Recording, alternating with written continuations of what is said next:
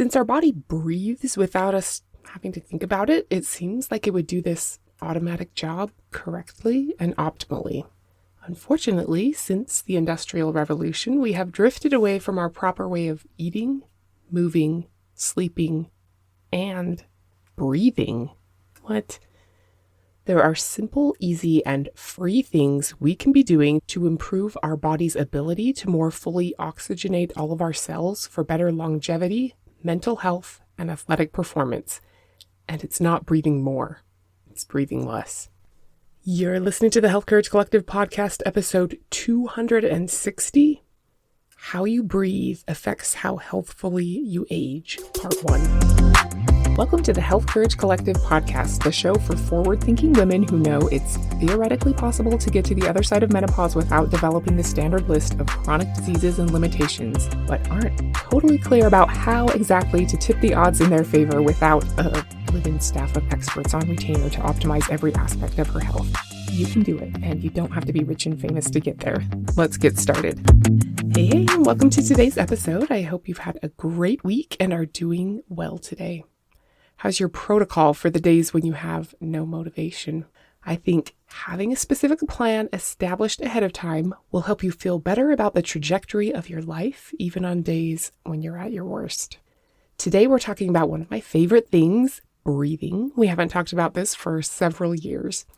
Do you know that how you breathe profoundly affects your health, performance, and even your mental health? In the 1950s, a Russian physician named Dr. Konstantin Buteyko observed that patients' breathing rates became increased as the severity of their disease progressed. He then came to the conclusion that by reversing this hyperventilation or overbreathing, you could improve the prognosis of their disease. He was already aware of some exercises and breath restriction from yoga, so he began to experiment on himself and with his patients, and the result is what came to be known as the Buteyko method. Over the years, I've heard, breathing's important, you should learn to breathe correctly, and I was like, yeah, I probably should. I had heard that deep breaths were good and assumed that learning to breathe in a greater volume of air would help me. But I didn't have any kind of breathing problem, so I was never really motivated to actively do anything to change or improve my breathing. At some point, I heard of Wim Hof and all his crazy breathing things. If you've heard him or heard of him, he's a pretty interesting guy. I knew he had some exercises, and learning those has been on my list of things to do for like 15 years. I just never got around to it. They sounded cool, but I'm busy and I just never made it a priority because I don't have any problems with breathing. Maybe I'll still do them someday, now that I've seen the power of some of the things that we're going to talk about today. I had also heard in passing of things like holotropic breathing, where you can induce hallucinations by breathing in a certain way, which wasn't something I really wanted to do, but it helped point out that there was more potential to this breathing thing than just letting it be completely on autopilot. Then around 9 years or so ago, I was doing some research about the oral microbiome, and I came across this website called Ask the Dentist. And I started reading some of his stuff, and I could tell that he had some pretty non-mainstream ideas, which I love. So I read several of his articles and was really impressed. A couple of the things I read about the oral microbiome talked about the importance of many things, one of which was the good bacteria in your mouth and of sleeping with your mouth closed, and to be sure to achieve sleeping with your mouth closed by taping your mouth shut while you're asleep. Sounds a little bit terrifying, like you might as well zip tie your wrists and ankles while you're at it, but I read enough to be convinced to give it a try, and I've been taping my mouth shut regularly ever since, like almost a decade. We'll get more into that as we go. Around 5 years ago or so, I was able to be on a Zoom call with a guy named Patrick McCune. I didn't realize how cool that was until the call progressed and I learned more about him, and now I'm like his biggest fan. Okay, maybe not, but he's seriously awesome. He's Irish, which I love, and he has written a few books. The most popular one is called The Oxygen Advantage. I would highly recommend it. I got it on Audible as soon as our Zoom call ended. He doesn't read his own audiobook, which is always a shame, but it is read by a guy with an Irish accent, so at least that's something. I listened to it in the car on the way to and from school with my boys, so I got them into it too, which I'm super pleased about. Patrick had asthma since he was a young child, and after 20 years of wheezing and inhalers and limited activities, when he was 26, he just decided not to have asthma anymore. What? I love stories like that. I feel like I'm kind of out there and believe some unconventional medical ideas, but I've clearly been indoctrinated enough in traditional medicine to think that asthma is a chronic condition you manage, not one you can get to the root cause of and completely cure. And it's not that straightforward for every single person with asthma, but this was super eye-opening. And this is not only cool for people with breathing disorders like asthma or sleep apnea, but for everyone looking to optimize their health. Patrick has trained thousands of regular people and lots of elite athletes like Notre Dame competitors, Olympic athletes, NFL players, and professional soccer players. Because of the amazing changes in his own life with his asthma and athletic abilities, Patrick McCune was trained and certified in the Buteyko method at the Buteyko Clinic in Moscow, Russia. This is the basis of his teachings. His message is simple. How you breathe at rest and during exercise will affect your overall performance. So we all need to learn how to breathe correctly if we want to perform well at rest and during exercise as we age. And it's not really that hard.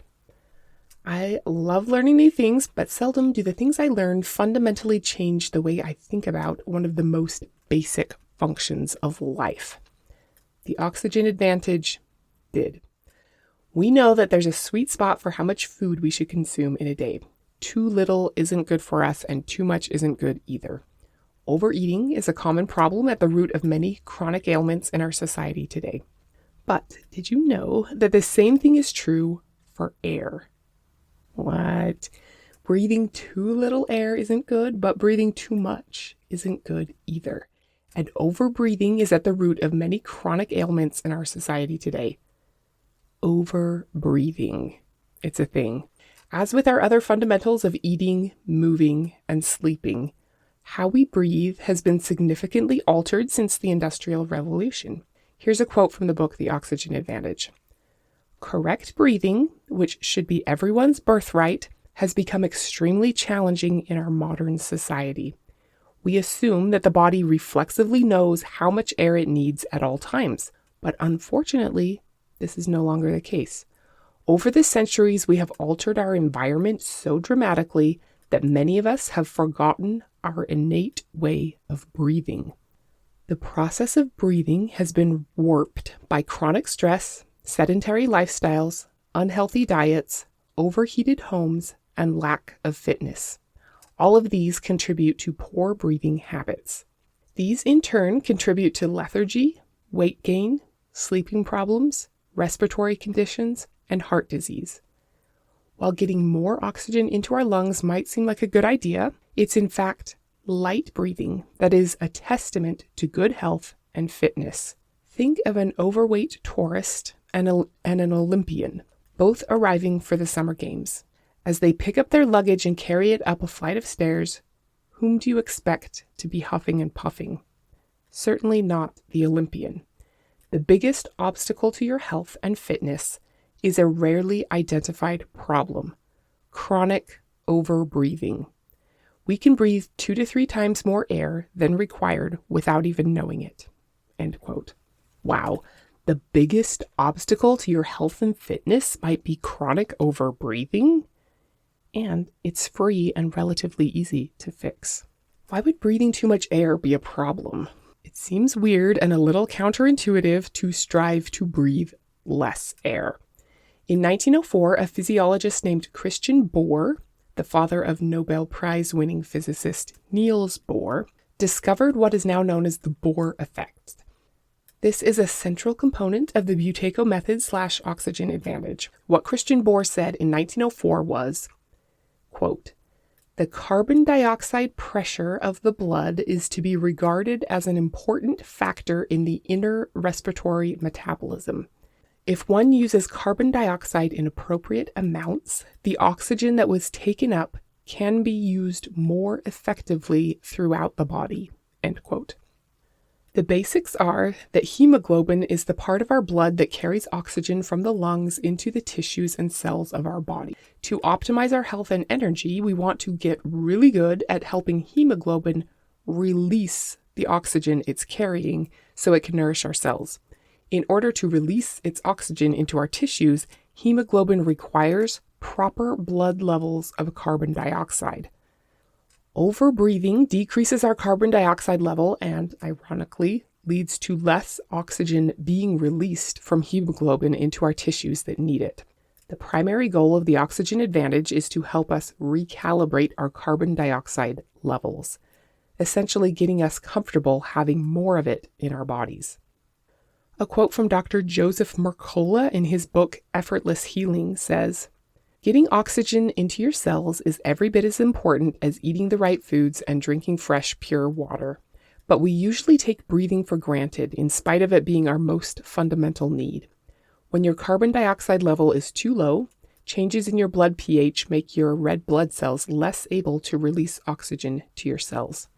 This is a problem because oxygen is the fuel for your cells. Without enough oxygen, your cells can't perform their duties optimally.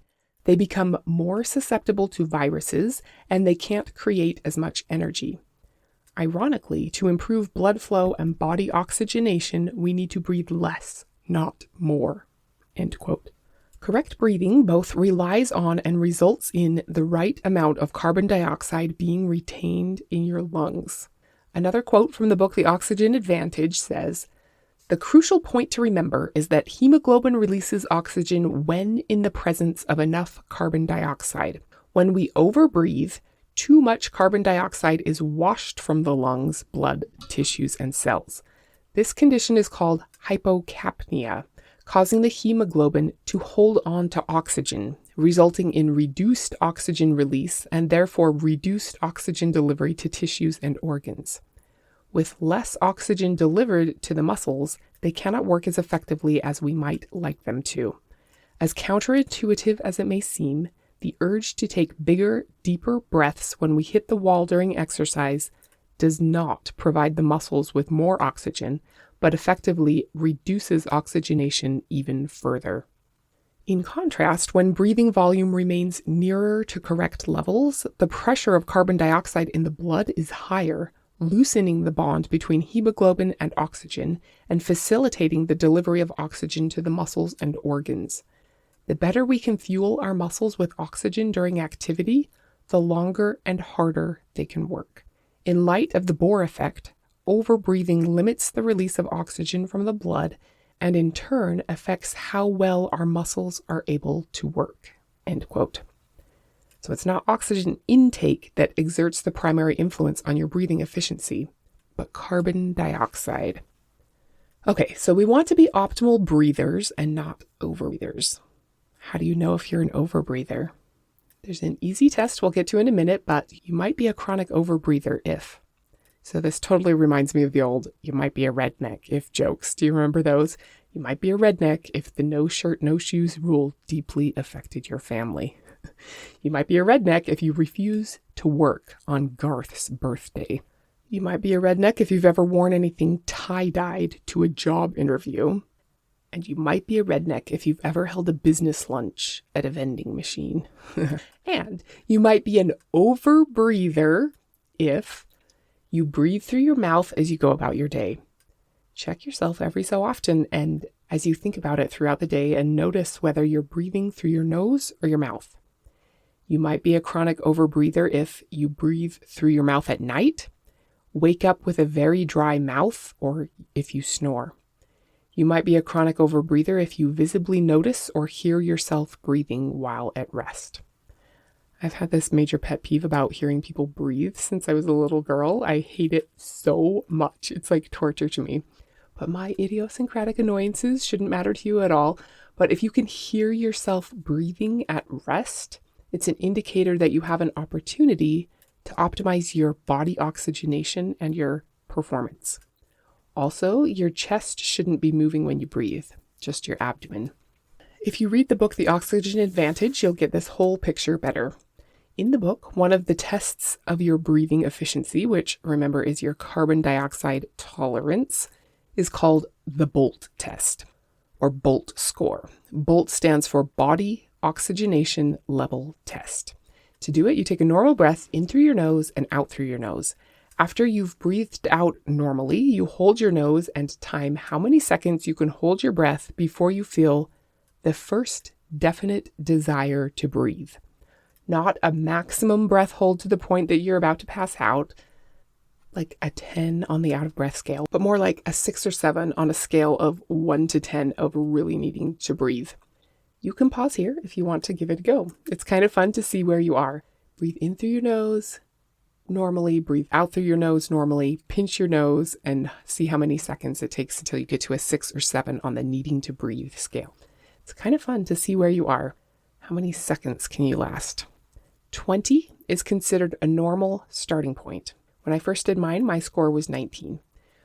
Wherever your first score is fine. It's just a starting point. But remember, we're not normal here, so we're not going to stay where we started or at what's considered normal. Even a lot of athletes only score around 20. But 40 seconds is the ideal BOLT score for a healthy individual. If you want to age really well, you want to get your BOLT score up. Every 5 seconds increased in your BOLT score delivers significant gains in energy and reduced breathlessness during exercise. I'm excited to get to 40 sometime. Back when my kids were in on this with me, we had our BOLT scores posted up in our kitchen, and I can attest that with each 5-second increase in my BOLT score, I've noticed significant, discernible improvements in my cardiovascular stamina. It's super awesome, especially considering that it's totally free and relatively easy to work on. Little improvements can generate big feelings of satisfaction, and I would say that that's true for improving your BOLT score. In part 2 of this episode, we'll talk more about breathing fundamentals, which are hugely important and, well, fundamental. So that's why part 2 probably should have been part 1. But for me, learning about the Bohr effect and how increasing our carbon dioxide tolerance increases oxygen delivery to our body was a better starting point to get me more interested in the basic minute-to-minute essentials of breathing properly. Patrick McCune has a bunch of different and easy exercises to help us optimize our breathing and body oxygenation. One of them is designed to stimulate high altitude training. I knew that there were tons of athletic benefits to training at high altitude, but I never realized before that it's because the lack of oxygen increases your carbon dioxide tolerance, thus improving your hemoglobin's ability to successfully release oxygen for use by your cells. This is the exercise that I do most frequently and have noticed some fun improvements. Even though I don't do it as often as I wish I did, there are still noticeable benefits, which is super great. And you can pretty easily incorporate it into your life without taking any extra time out of your day. The basics are that you go for a walk, and as you're walking, you breathe normally and silently in through your nose and out through your nose. After you've breathed out through your nose, hold your nose closed with your fingers, or just hold your breath if you're worried about people seeing you and thinking you're a weirdo, and keep walking, counting your steps until you feel a strong need to breathe. Then release your nose and begin breathing in and out through your nose again, never through your mouth. The goal is to quickly recover your normal nasal breathing within 2 to 3 breaths. Then you walk normally for another 30 seconds or so, and repeat the breath holding pattern for a total of 4 or 5 breath holding sessions. How many paces do you think you can take after breathing out with your breath held? It's kind of fun to find out. I think I started out around 20 to 24, and now I'm up to an average of about 32 now, but I have done as many as 40. It's a pretty big difference given how lackadaisical I am about practicing it. And it has improved more than just my ability to walk farther while holding my breath. I feel it when I'm doing my workouts. We'll talk more about that in part 2. Believe it or not, Patrick has helped asthmatic kids, or more correctly, formerly asthmatic kids, get to 60 paces. Once you try it, you'll know how amazing it is for anyone, especially someone with a serious breathing condition. Crazy. Simulated high altitude training. It's pretty great. When we listened to that part of the book, my kids were like, simulated? But we do train at high altitude. So I told them that we're simulating very high altitude training. Since then, I've come to find out that I forget the exact elevations, but it's optimal for an athlete to live at high altitude, travel up to train at very high altitude, and then compete at sea level. We're not competitive athletes at all, but it has happened to work for us that we're sort of simulating those conditions, which is kind of cool. I do love going for a jog when we're vacationing at sea level. It's so much easier. I'm excited to talk more about breathing with you in part 2 of this series. There's more interesting stuff to know about how our physiology influences our psychology, and more easy things we can do to improve how healthfully we're aging via something as simple and basic as breathing. So be sure to come back next week and listen to part 2. Until then, increase your carbon dioxide tolerance and it'll be normal. Thank you so much for showing up for yourself today and caring about how powerfully you're able to show up for the world 20 or 30 years from now. If you found this episode helpful, it would mean the world to me if you share it with a friend and also subscribe to future episodes. The more smart women like you we can have in this community together, the more we can lift and strengthen one another. This podcast is for entertainment and information purposes only. Statements and views on this podcast are not medical advice. This podcast, including Christina Hackett and producers, disclaim responsibility for any possible adverse effects caused by the use of information contained herein. If you think you have a medical problem, consult a licensed physician.